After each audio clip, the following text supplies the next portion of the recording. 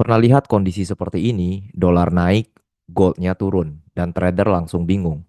Kenapa selalu berlawanan arah? Padahal sama-sama aset besar, satu dolar dan satu emas.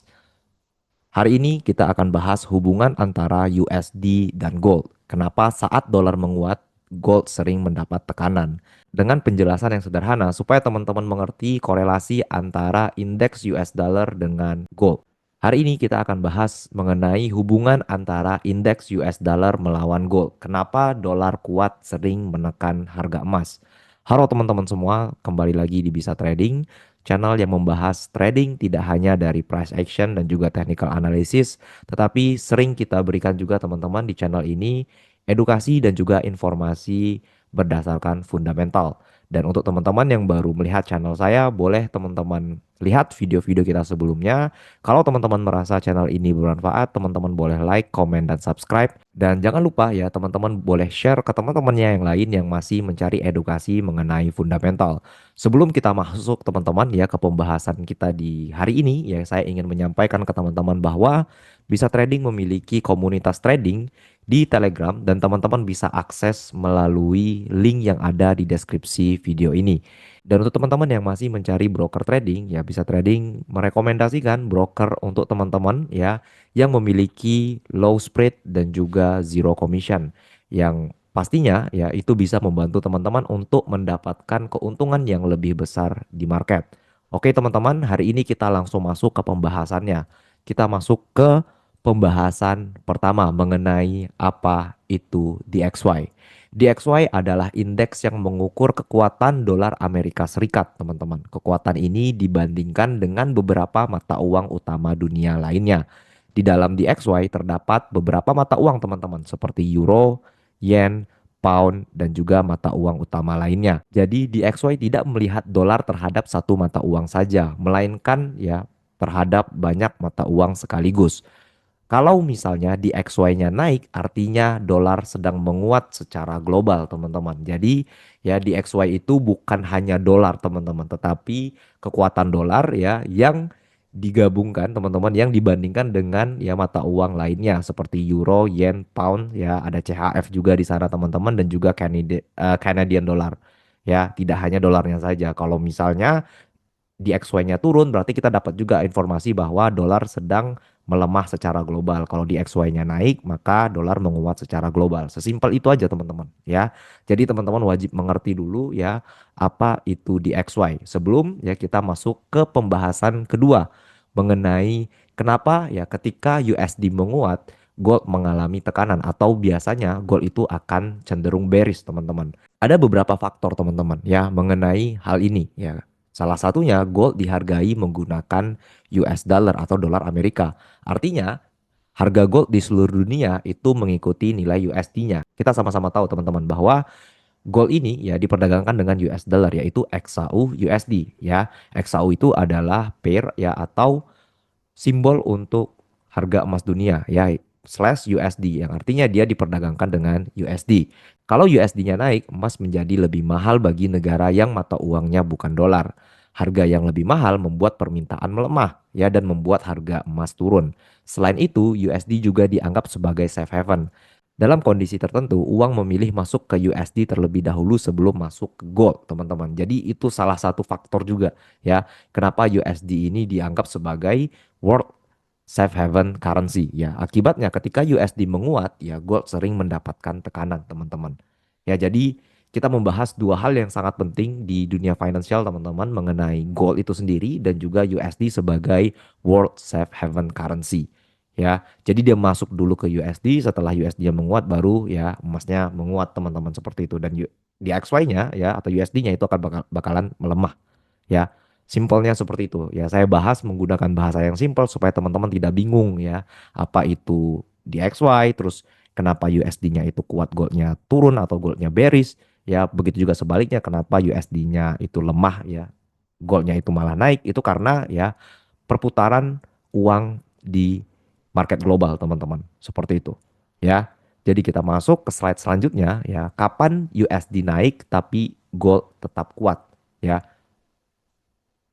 ini adalah pertanyaan yang sangat sering saya dengar teman-teman ya, khususnya untuk teman-teman yang masuk ke komunitas kita, kapan sih Bang ya USD-nya naik tapi goldnya juga naik gitu loh. Ada beberapa kondisi khusus teman-teman ya. Tidak selalu kenaikan USD membuat gold melemah ya. Kondisi-kondisi khusus yang saya sebutkan tadi ya, di mana USD dan gold bisa saja sama-sama menguat ya. Yang pertama itu karena terjadinya krisis global yang besar, teman-teman. Dalam situasi seperti ini, investor mencari aset aman. Ya, aset aman itu ada dua, teman-teman. Yang pertama itu adalah gold, terus yang kedua itu adalah USD di mata uangnya. Ya, itulah kenapa USD ya dan gold itu naik bersamaan ketika krisis global besar, teman-teman. Terus yang kedua, saat terjadi inflasi yang ekstrim. Ya, ketika nilai uang terus tergerus, gold dipilih sebagai penyimpan nilai yang baik, teman-teman. Jadi inflasi naik, mata uang naik ya dan juga goldnya tetap naik, teman-teman. Ya. Dan yang terakhir itu adalah ketidakpercayaan ke sistem keuangan. Ya, saat muncul ketidakpercayaan terhadap sistem keuangan pada kondisi seperti ini, uang tidak hanya mencari likuiditas, tapi juga mencari perlindungan. Saat itulah teman-teman ya USD dan gold bisa naik bersamaan. Ya, jadi dapat teman-teman ya momentum-momentum di mana USD ya dan gold ini sama-sama naik ya dan momentumnya itu selalu berulang-ulang ya setiap siklusnya, teman-teman. Ya, krisis global ya atau geopolitik ya ataupun ketidakpastian yang ekstrim, teman-teman. Itu semuanya memicu harga USD dan harga gold itu bisa naik. Ya, kalau kita mau lihat ke chartnya, teman-teman. Jadi kita langsung aja masuk ke chartnya biar teman-teman nggak bingung nih ya. Dimana ketika USD-nya itu kuat, goldnya itu turun, dan ketika USD-nya itu kuat, goldnya tetap kuat. Ya, langsung kita masuk aja ke chartnya. Nah, teman-teman ya, ini adalah chart XAU USD ya dari daily time frame, teman-teman, pada 17 Juli ya, pada bulan Juli ya 2023 hingga 2023 bulan Oktober ya, berarti dari Juli ke Oktober. Kalau kita lihat, teman-teman, dari price action-nya, ini kan harga emas mengalami penurunan.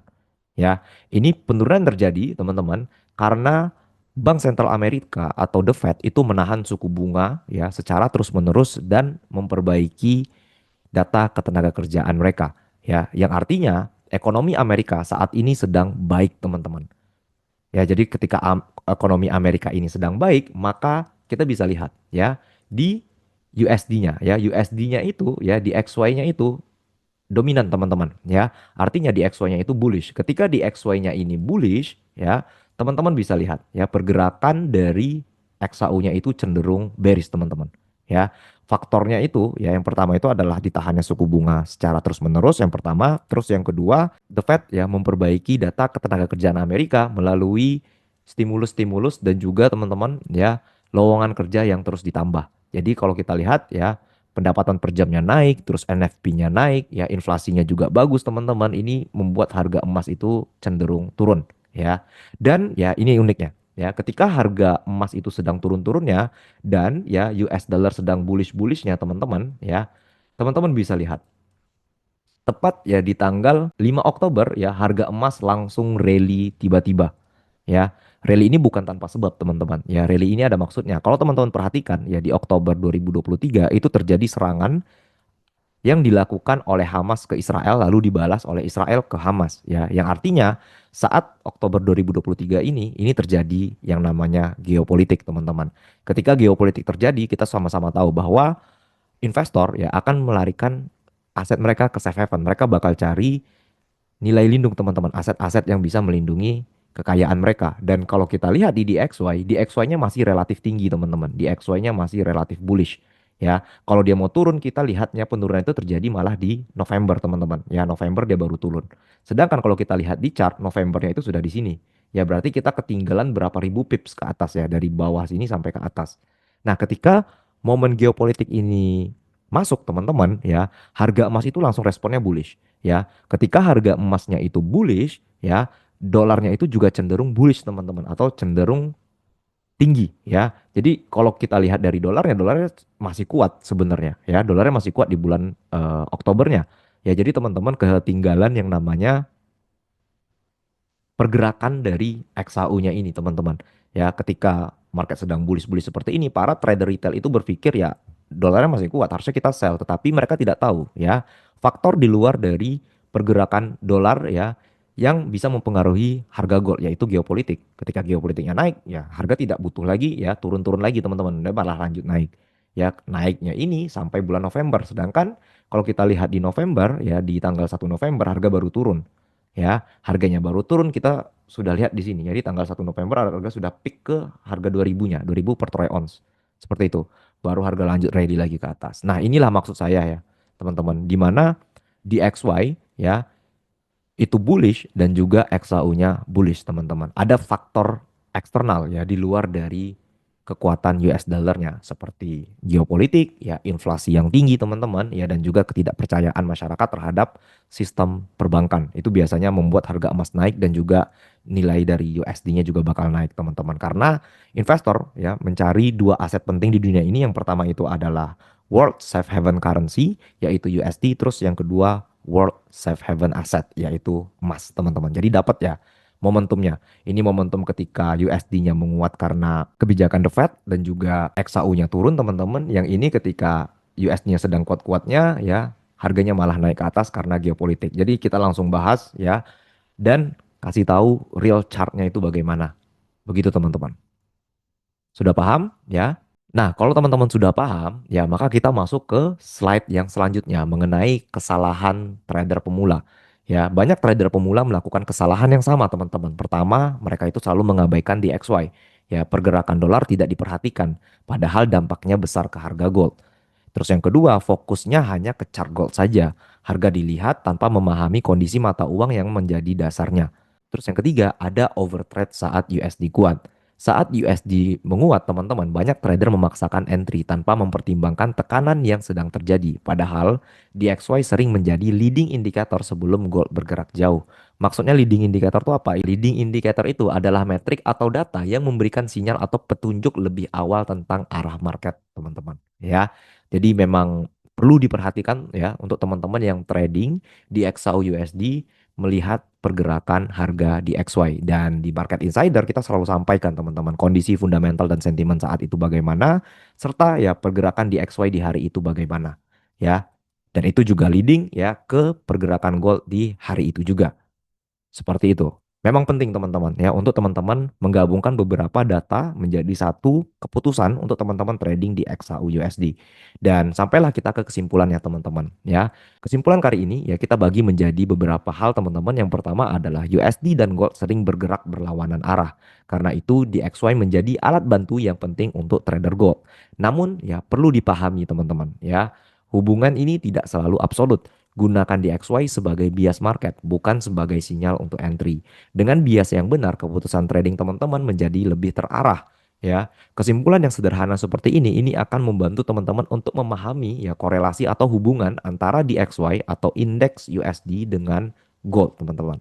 Ya, kalau teman-teman merasa channel ini bermanfaat dan teman-teman mendapatkan informasi serta insight untuk trading yang lebih jelas, teman-teman boleh bantu kita untuk like, komen, dan subscribe, share ke teman-teman yang lain yang masih belajar fundamental, dan untuk teman-teman yang mau masuk ke komunitas kita langsung aja menuju link yang ada di deskripsi video ini. Dan saya ingatkan lagi ya, untuk teman-teman yang masih mencari broker trading ya, kita memberikan rekomendasi broker yang bisa teman-teman manfaatkan untuk tradingan teman-teman sehari-hari ya. So, sampai jumpa di video berikutnya. Stay hungry ya, stay cuan. Peace.